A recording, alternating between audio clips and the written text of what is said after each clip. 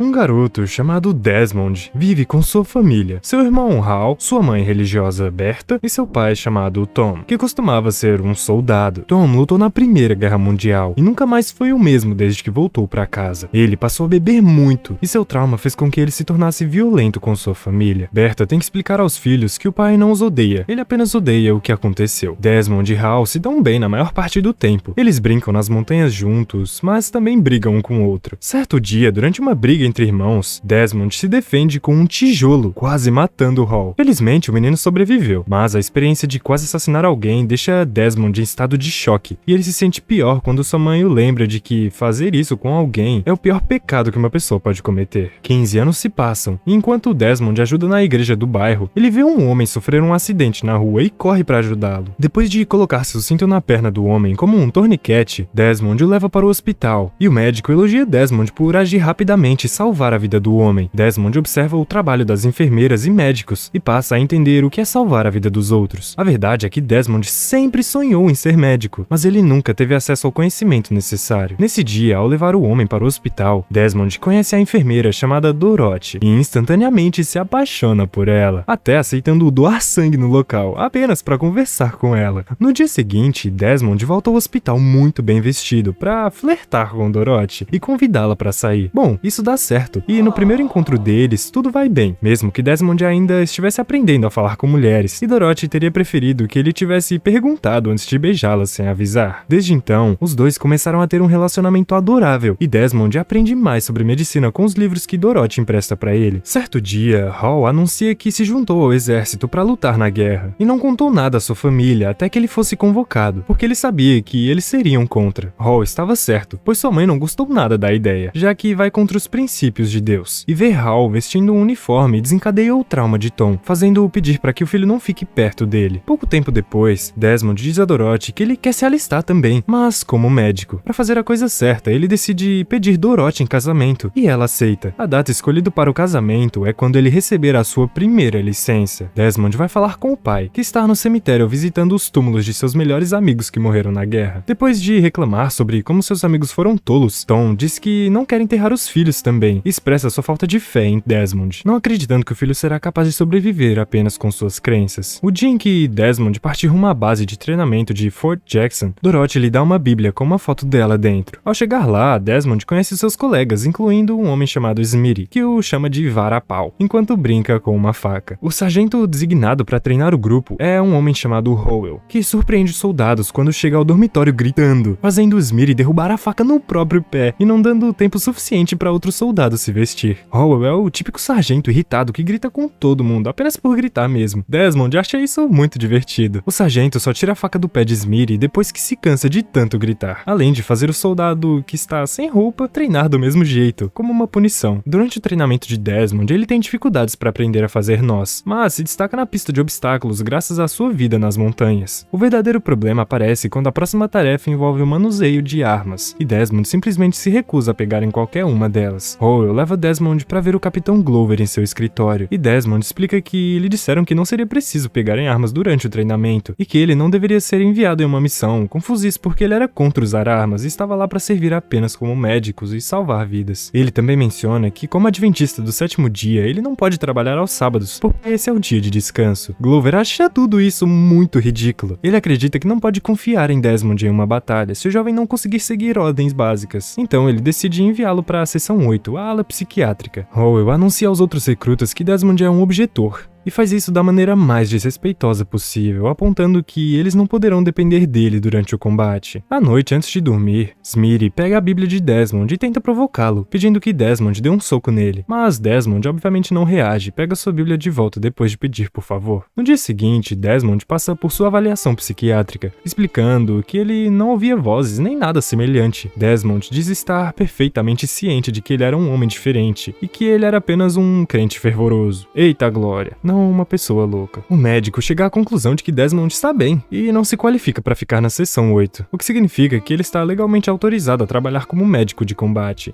desde que ele se saia bem em todas as outras áreas de sua formação. Glover ainda quer que Desmond vá embora, então ele ordena que Howell mantenha Desmond no quartel. A partir de então, Desmond é obrigado a fazer trabalhos exaustivos, como limpar banheiros. Howell também chuta a cama de Desmond enquanto informa a todos que eles não terão um fim de semana de folga sequer, implicando que é tudo culpa de Desmond. Por isso, quando a noite chega, Desmond é espancado pelos outros soldados, enquanto Smitty se pergunta por que ele insiste em ficar. Na manhã seguinte, Howell vê o rosto machucado de Desmond e sinceramente o aconselha a desistir por seu próprio bem, mas Desmond se recusa. Ele também decide não dizer ao sargento os nomes dos colegas que o espancaram. Na verdade, ele nem mesmo admite que foi atacado e atribui seus hematomas a um acidente. Quando o treinamento da unidade chega ao fim, todos os recrutas são liberados de licença, exceto Desmond, que fica preso por insubordinação. Mas vocês se lembram que o dia da licença era o dia do casamento de Desmond e Dorothy? Então, e ela fica lá esperando ele no altar, com a certeza de que algo aconteceu, porque Desmond nunca faria isso com ela. Em sua cela, Desmond acaba tendo um colapso, mas ele finge estar calmo quando Glover vai vê-lo. O capitão quer que ele se declare culpado, para que ele possa ser liberado sem acusação, mas Desmond recusa a oferta, porque ele está firme em suas crenças. Desmond então recebe a visita de Dorothy, que pede para que ele deixe de ser orgulhoso e passe pelo treinamento com fuzil. Lembrando que esse treinamento não requer que ele mate ninguém. Ainda assim, Desmond não muda de ideia. Então Dorothy liga para Tom e Berta e fala que está preocupada com Desmond. Mais tarde naquela noite, Desmond tem pesadelos do dia em que confrontou seu pai, enquanto ele batia em sua mãe, e como foi horrível tirar a arma da mão do pai. No dia seguinte, Tom aparece no forte vestindo o seu velho uniforme e todas as suas medalhas, exigindo falar com seu ex-comandante, que agora é general de brigada. Na corte marcial, Desmond se declara inocente, mas quando está prestes a ser sentenciado, Tom entra na sala do julgamento. Ele traz uma carta do general de brigada, lembrando a todos que o direito de ser um objetor de consciência é protegido pela Constituição americana. Então, o caso é arquivado para evitar problemas com o Congresso, e Desmond finalmente recebe permissão para começar a treinar como um médico de combate. Para comemorar, Desmond e Dorothy se casam e têm a sua primeira vez juntinhos.